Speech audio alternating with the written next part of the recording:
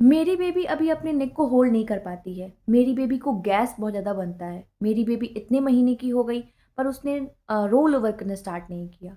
तो हर दिन मुझे पेरेंट्स के मैसेज आते हैं कि आपकी प्रीमैच्योर बेबी ने अपने नेक को होल्ड कब किया या उसने रोल ओवर स्टार्ट कब किया, उससे गैस से रिलीफ़ के लिए आप क्या करते थे? तो सारे सवालों का जवाब आपको इस वीडियो में मिलेगा। तो ऐसी कौन-सी एक्टिविटी है जो आपके बेबी को माइलस्टोन तक पहुँचाने में बहुत ज़्यादा हेल्पफुल होता है? और ये एक्टिविटी स्पेशली मेरे प्रीमैच्योर बेबी के लिए कितना ज़्यादा हेल्पफुल था, उसके माइलस्टोन तक पहुँचाने के लिए कितना ज़्यादा हेल्पफुल रहा, मैं आपको अपनी पर्सनल एक्सपीरियंस बताऊँगी। और अगर आपका बेबी भी प्रीमैच्योर है, तो ये एक काफ़ी अच्छा सॉल्यूशन है आपको अपने बेबी की माइलस्टोन तक पहुँचाने में और उसको गैस से रिलीफ़ दिलाने में। तो वीडियो को ज़रूर देखें। तो हेलो फ्रेंड्स, स्वागत है आपका मेरे चैनल लिटिल व्हाइट राधिका में। तो आज की इस वीडियो में हम बात करेंगे एक ऐसी एक्टिविटी या एक्सरसाइज़ जो कि हमारे प्री मैच्योर बेबी के लिए, इनफैक्ट न्यू बॉर्न बेबी के लिए बहुत ज़्यादा हेल्पफुल होता है। तो बहुत से पेरेंट्स पूछते हैं कि हमारा बेबी अभी नेक को होल्ड नहीं कर पाता है, रोल ओवर नहीं करता, किसी चीज़ों पे रिस्पॉन्स नहीं देता है। तो ये एक काफ़ी अच्छा सॉल्यूशन हो सकता है आपके प्री मैच्योर बेबी के लिए, उसके माइलस्टोन तक पहुँचाने में बहुत ज़्यादा हेल्पफुल हो सकता है। तो आइए डिटेल में बात करते हैं। तो इस एक्टिविटी का नाम है टमी टाइम। और क्या है ये टमी टाइम? तो नाम से ही पता चल रहा है कि पेट के बल लिटाना। बेबी को किसी फ्लैट सरफेस पे पेट के बल लिटाने को बोलते हैं टमी टाइम। और क्यों ज़रूरी है ये टमी टाइम हमारे बेबी के लिए और इसके क्या बेनिफिट्स हैं? तो इसके बहुत सारे बेनिफिट्स हैं जो आपको बहुत कंपेलिंग लगेगा अपने बेबी के साथ करने के लिए। और इसके सबसे जो फर्स्ट बेनिफिट्स ये होता है कि मसल्स डेवलपमेंट में ये बहुत ज़्यादा हेल्पफुल होता है। Specially shoulders muscles, arms muscle में ये बहुत ज़्यादा हेल्पफुल होता है। और ये एक ऐसी एक्टिविटी है जिसमें बेबी पेट के बल होगा तो अपने हाथों को उठाने की कोशिश करेगा, हल्का उठने की कोशिश करेगा और अपनी गर्दन उठाने की कोशिश करेगा। तो उससे उसके बेबी के जो पूरे बॉडी के जो मसल्स होती हैं उनमें डेवलपमेंट में ये बहुत ज़्यादा हेल्पफुल होता है। जो दूसरी बेनिफिट्स ये होती है कि हमेशा बेबी को पीठ के बल लेटने से उनके बैक में पेन होती है।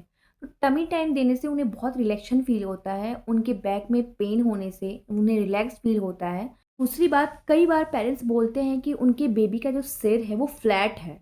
तो इसका रीज़न भी यही होता है कि बेबी को हमेशा पीठ के बल लिटाने की वजह से बेबी का जो सिर होता है वो फ्लैट हो जाता है, बिल्कुल चिपटा हो जाता है। तो आपको अपनी बेबी की पोजीशन को चेंज करते रहना है, उसे टमी टाइम भी देना है, क्योंकि टमी टाइम से आपके बेबी का सिर जो है वो चपटा होने से बच सकता है। तो ये भी बहुत इम्पोर्टेंट बेनिफिट्स है टमी टाइम की। ये नेक कंट्रोल करने में बहुत ज़्यादा हेल्प करता है। बच्चा बहुत जल्दी गर्दन को उठाना सीख जाता है। मेरी प्रीमैच्योर बेबी ने इस एक्टिविटी से बहुत जल्दी नेक को कंट्रोल करना सीख लिया। तो अगर आपका बेबी भी प्रीमैच्योर है तो आप इस एक्टिविटी को ज़रूर कराओ। और इसमें गैस रिलीफ में भी बहुत ज़्यादा हेल्प करता है। जिन पेरेंट्स के क्वेश्चन ये रहते हैं कि मेरे बेबी को गैस बहुत बनता है, तो उनके लिए ये काफ़ी अच्छा सॉल्यूशन है कि आप अपने बेबी को ज़्यादा से ज़्यादा टमी टाइम दो।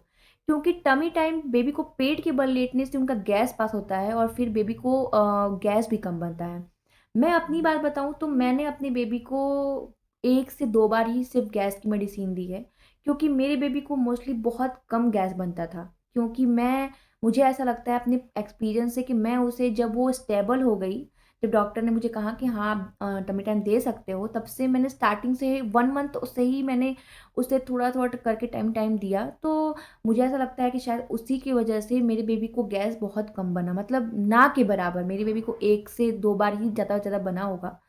तो ये मेरी बेबी के लिए बहुत हेल्पफुल रहा, तो मैंने शुरू से ही उसे टमी टाइम दिया।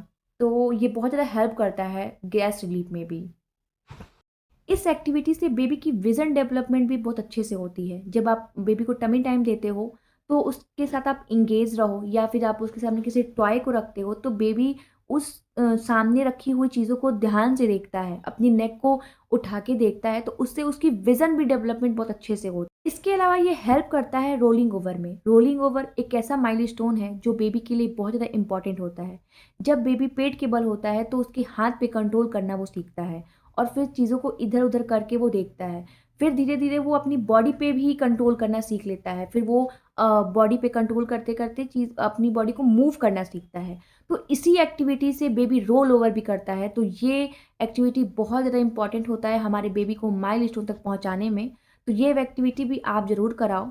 और मैंने ये एक्टिविटी कब की, कैसे की, कब ये करना चाहिए और ये कितना हेल्पफुल रहा, मैं आपको अपनी बेबी के साथ दिखा रही हूँ, तो प्लीज़ वीडियो को ज़रूर देखें। तो सबसे पहली बात कि आपको बेबी को फ़ीड कराने के बाद तुरंत टमी टाइम बिल्कुल नहीं देना है, क्योंकि फिर बेबी मिल्क को वोमिट कर देगा। तो टमी टाइम आप तब दें जब बेबी फ़ीड नहीं किया हुआ हो और बेबी जगा हुआ है, क्योंकि बेबी को एक्टिव होना बहुत ज़रूरी है। तो अगर बेबी सोया है तो आप टमी टाइम उसे मत दो। जब बेबी एक्टिव है, उठा हुआ है, तब आप बेबी को टमी टाइम दे सकते हो। तो बहुत से पेरेंट्स सोचते हैं कि हम टमी टाइम दें कब से देना स्टार्ट करें, क्योंकि प्री मैच्योर बेबी जो होते हैं वो बहुत छोटे से होते हैं, तो थोड़ा सा रिस्क होता है उनके लिए। तो मैंने अपनी बेबी का टमी टाइम देना तब से स्टार्ट किया जब मेरी बेबी का वेट 2.5 केजी से ऊपर हो गया। जब मेरी बेबी थोड़ी स्टेबल हो गई तब से मैंने उसे टमी टाइम देना स्टार्ट कर दिया। तो जब वो 1.5 या 2 मंथ के बीच में मैंने उसे टमी टाइम देना स्टार्ट किया। तो सबसे बड़ा जो टमी टाइम देने से ये होता है स्टार्टिंग से कि आपकी बेबी इरिटेट नहीं होगी। तो बहुत से पेरेंट्स बोलते हैं कि मेरी बेबी टमी टाइम नहीं लेती है, वो रोने लगती है टमी टाइम देने पे। तो स्टार्टिंग में आप थोड़े थोड़े टाइम के लिए टमी टाइम दोगे, और स्टार्टिंग से ही अगर दोगे तो आपका बेबी बिल्कुल भी इरिटेट नहीं होगा। तो मैंने एक चीज़ नोटिस की, मेरा एक एक्सपीरियंस रहा कि मैंने जब भी अपनी बेबी को केएमसी देती थी, मैं बहुत ज़्यादा अपनी बेबी को केएमसी देती थी। तो केएमसी के टाइम पे मेरी बेबी बहुत कंफर्टेबल होके सोती थी मेरे केएमसी के टाइम पे। तो मुझे ऐसा लगता है कि शायद वो उसी चीज़ को फ़ील करती थी, टमी टाइम पे वो बहुत इरिटेट नहीं होती थी। तो आप अपने बेबी को स्टार्टिंग में, मतलब जब तक आप अपनी बेबी को टमी टाइम नहीं दे रहे हो तब तक आप बहुत ज़्यादा केएमसी दो। केएमसी भी एक तरह का टमी टाइम ही होता है, क्योंकि आप बेबी उस केएमसी में भी अपने पेट के बल ही सोता है। तो मेरा शायद यही रीज़न है कि मेरी बेबी ने इरिटेट कभी नहीं हुई टमी टाइम से, वो स्टार्टिंग से ही बहुत अच्छे से टमी टाइम लेती थी। और इस वीडियो में मेरी बेबी अपने ड्यू डेट से 4 मंथ पे थी, तो आप देख सकते हैं कि मैं इसके सामने कुछ खिलौनों को रख दिया है मैंने, और वो उसे बहुत अच्छे से एंजॉय कर रही है, उसे पकड़ने की कोशिश कर रही है। तो आपको टमी टाइम के समय अपने बेबी के साथ बिल्कुल इंगेज रहना है, क्योंकि अगर आप बेबी को बस टमी टाइम देके और उसके साथ इंगेज नहीं रहोगे तो फिर बेबी बिल्कुल इरिटेट होगा।